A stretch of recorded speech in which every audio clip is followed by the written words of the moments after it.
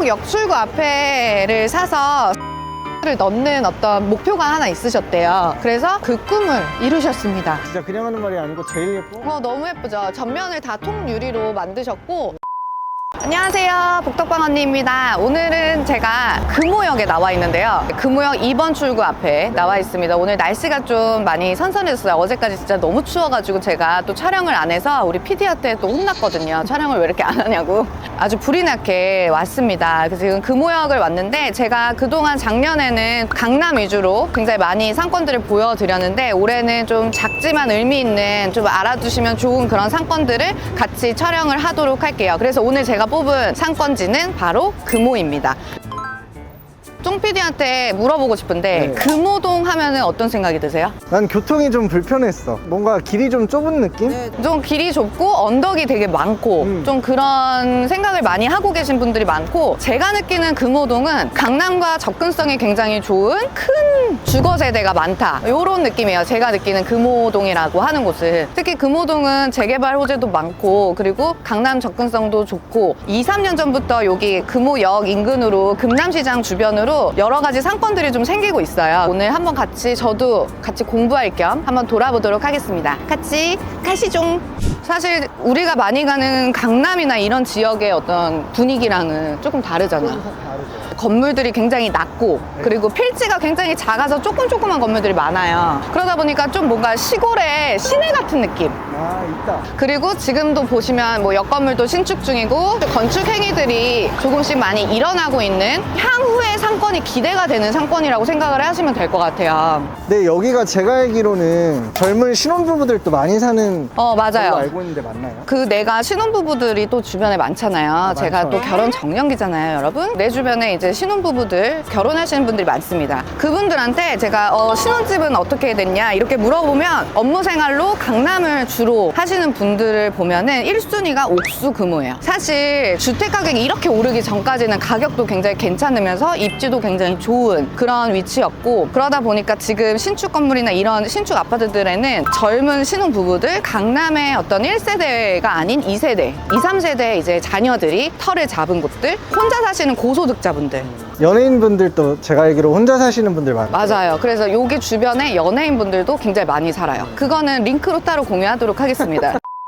여기 왼쪽에 보이는 요것도 재작년에 평당 얼마에 팔렸을 것 같아? 감도 안 오네. 여기가 이제 평당 5,300에 매각이 돼서 60억 원대로 투자 전문적으로 하시는 대표님께서 매입을 하셨고, 90억 원대로 재매각을 준비하시다가 그냥 직접 지으시기로 결정하신 매물이고요. 요 뒤에 있는 이 건물 같은 경우에도 21년도에 평당 7,500, 30억 원의 거래가 되는 거예요. 요 옆에 건물도 그 당시에 7,800 정도의 거래가 됐어요. 지금은 이쪽 대로변으로 나와 있는 물건지들 같은 경우에는 호가가 9천에서 1억 선입니다. 근데 아직까지도 이 금호동을 약간 애매하다라고 보시는 투자자분들도 많으세요. 고민할 수 있는 상권이라고 생각은 드는데, 금호역 인근의 이 상권들은 멀리서 보면 사실 항아리 상권이야. 항아리 상권은 배우 세대가 굉장히 탄탄한 생활 상권이죠. 지금도 여기를 보면은 음식점, 카페, 미용실, 병원, 굉장히 다양한 생활 인프라를 제공하는 그런 임차자들로 구성이 되어 있고, 아니, 그리고 공실이 없어요. 공실이 없어요, 이런 데가.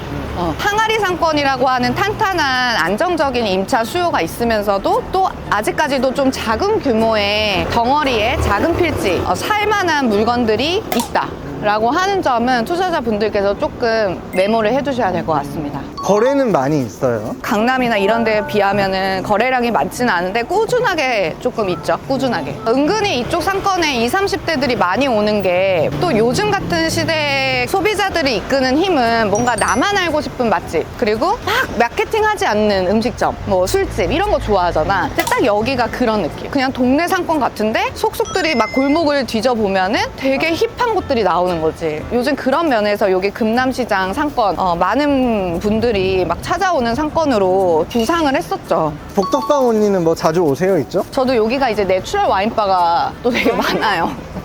여기까지 오셨어요? 예, 술 먹으러 뭐 어디든 가죠. 부산도 갑니다. 눈으로 보는 모습은 지방광역시의 어떤 시내 맞아. 정말 유사합니다. 아, 금호동에 그래서 뭘 할 수 있어 라고 생각이 드는데 지금 가서 제가 보여드리고 싶은 건물이 하나 있는데 그 건물은 이 오기 힘든 금호동에 사람들을 정말 불러 모으는 그런 건물을 만드셨어요. 오케이, 한번 가보시죠. 이 건물이 알베르, 강남에 있는 큰 카페인 알베르에서 소유하고 있는 건물이에요. 이 건물은 과거에 교회 건물이었거든요. 교회라고 했을 때 좀 이렇게 클래식한 그런 느낌은 아니고 좀 외관이 좋지는 않았어. 그래서 외관만 다 떼신 것 같아. 외관을 다 떼시고 벽돌 형태를 노출해서 그냥 놔두신 것 같고 100평 이상의 연면적이 나오는 이 낡은 건물인데 여기를 2019년에 평당 3,000대에 매입을 하셨어요. 아, 싸게 하셨네. 진짜 싸게. 왜냐하면 사실 도로변에서 하나 또 이면이기 때문에 그 당시 시세보다 더 저렴하게 매입을 하신 것 같고 매입을 하셔서 리모델링을 하셨고 75억 정도에 다시 매각을 진행하고 계세요. 지금 호가는 평당 7,000대입니다. 그러니까 거의 2배를 같이 상승을 보이신 거죠. 근데 지금은 전시를 하고 있지 않아서 조금 낡아 보이는데 그동안에 전시가 된 것들이 인스타그램이나 이런 곳에서 굉장히 회자가 많이 됐어요. 그래서 정말 사람들이 많이 와서 이 전시를 관람했고 지금은 현재는 전시나 대관용으로 이 건물을 이용하고 계시거든요. 탬버린즈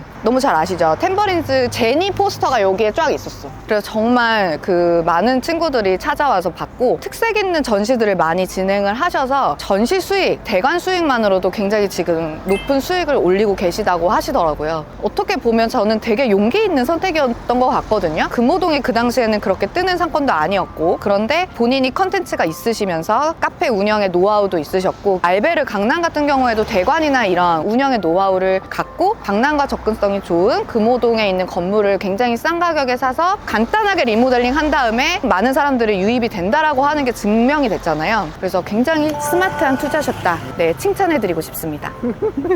저기 캠핑카도 올려져 있잖아. 이상해. 저런 것도 보면 뭔가 의도가 뭘까 우리가 한번 생각을 해볼 필요가 있잖아요. 쓸데없이 저걸 왜 저기 올려놨을까? 제 생각에는 바이럴을 원하시는 것 같아. 바이럴. 야, 금호동에 그 건물 봤어? 캠핑카 올려져 있는 건물. 그러니까 이런 식으로 사람들이 입에 오르락 내리락 하려는 의도라고 저는 생각하거든요. 굉장히 똑똑한 건물 관리다라는 생각도 들어요, 저는.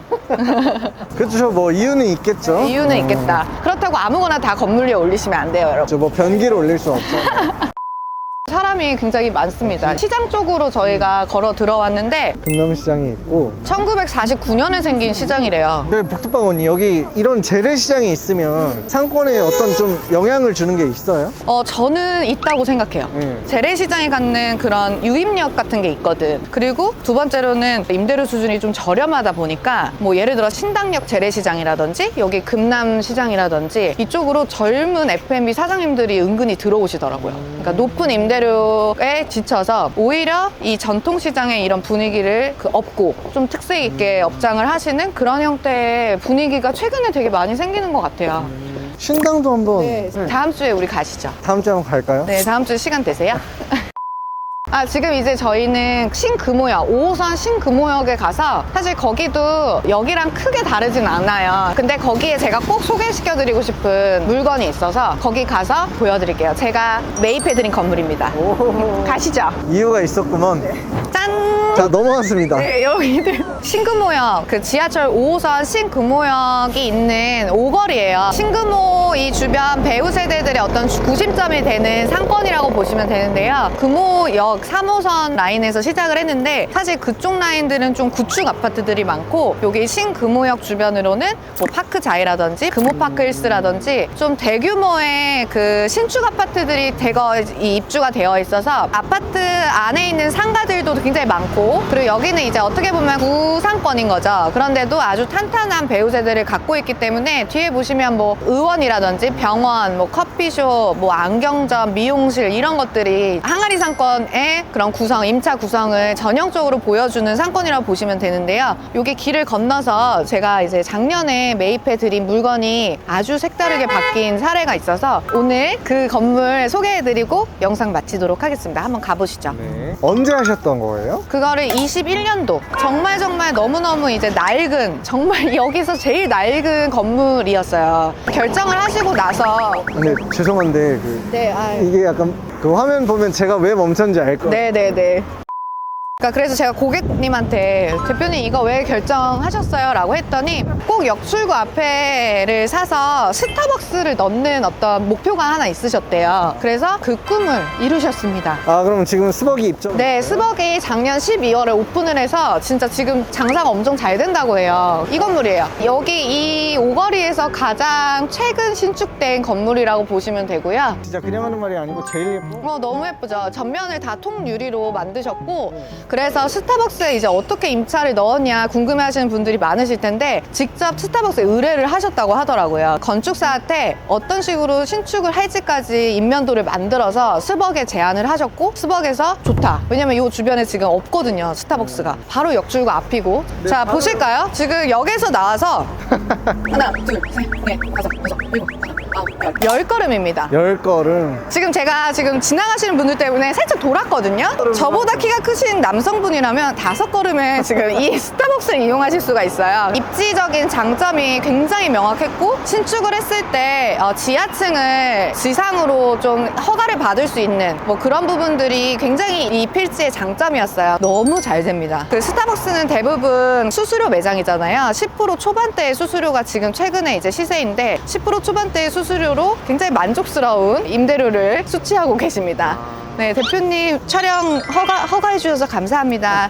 네. 이분은 지금 이런 부동산 투자를 처음 하신 아니에요. 아니신 거죠? 네, 원래는 아파트 투자만 굉장히 많이 흥미롭게 하시다가 건물 투자에 두 번째 건물로 이제 진행을 하셨던 거죠. 투자를 하실 때도 각각 다들 하고 싶으신 게 있으신데 그냥 막연하게 생각하기보다는 스타벅스가 어떤 입지에 맞는지에 대한 분석을 하셨고 이 주변에 스타벅스가 없다라고 하는 것도 시장 조사를 하셨고 그런 여러 가지 어떤 목적에 부합하는 매물을 찾으시다가 이 건물이 사실 그 이전에 소유주들도 굉장히 많았어요. 그래서 계약할 때도 도장 찍는 데만 정말 한 30분 걸렸던 소유자가 굉장히 많고 복잡한 그런 매도 건물이었는데 진행 상황에서 여러 가지 논의해야 될 부분들을 중간에서 저희 알파카에서 진행을 했고 매입 후에 신축을 예쁘게 올리셔서 정말 제가 생각할 때 매입하셔서 개발을 잘 하신 사례라고 생각을 해서 꼭 제가 한번 소개해드리고 싶었어요.